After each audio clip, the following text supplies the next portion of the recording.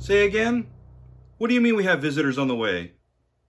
You mean like get china plates out for dinner kind of guess?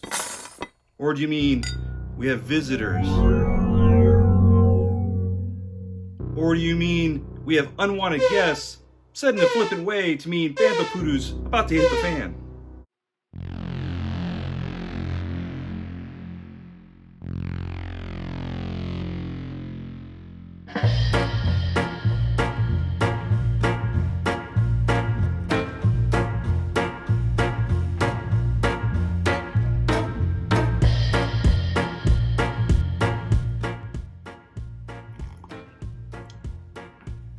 Oh, you actually thought everything I tore apart was broken?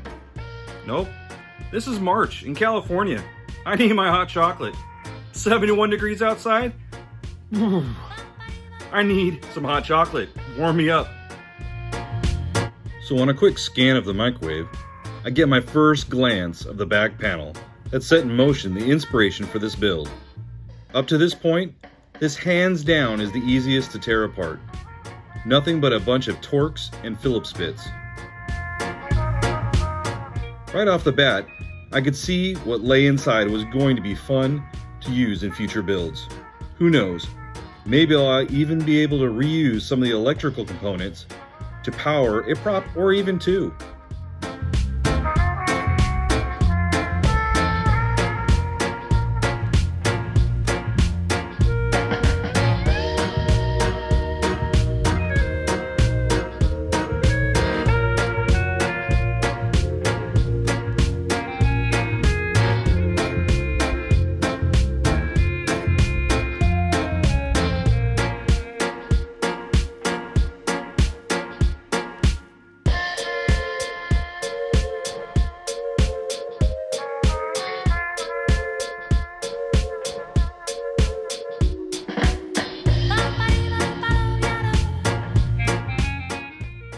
So after a few moments of carnage, I found a Sawzall made quick work of the microwave cage.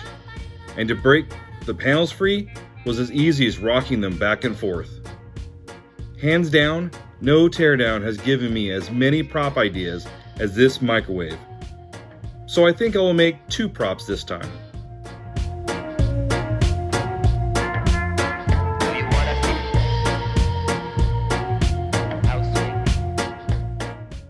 You see it, right? Because for me, my Star Wars experience started when there was only one movie. And it was when Darth Vader came into Tantive IV and just started shooting up the place. That scene pretty much defined how I see the Star Wars universe. I loved it, and I'm gonna recreate it today.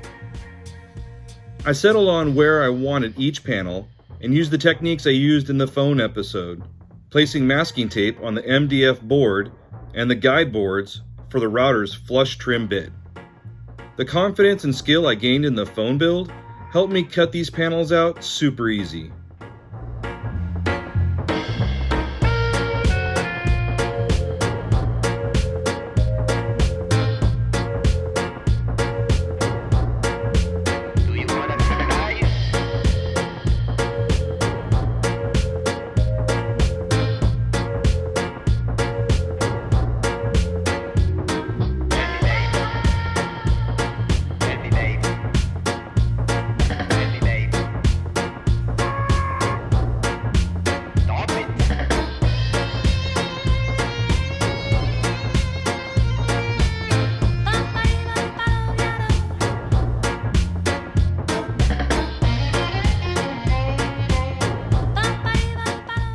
Now turning my attention to the microwave front panel, I settled on making a radio, because when Vader enters Tantive IV, I need something to warn the ship of the invasion so everyone can jettison out the escape pods. For these Greeblies, my family donates awesome medical caps, lids, and other medical oddities to my Greebly stores.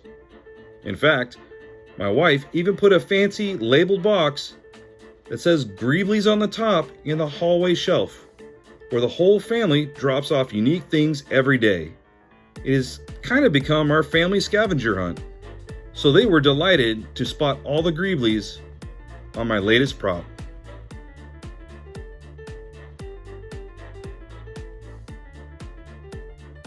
Lastly, Tantive IV is a clean ship, so there will be little to no weathering here. Sorry. Alright, looks like I got a failure here.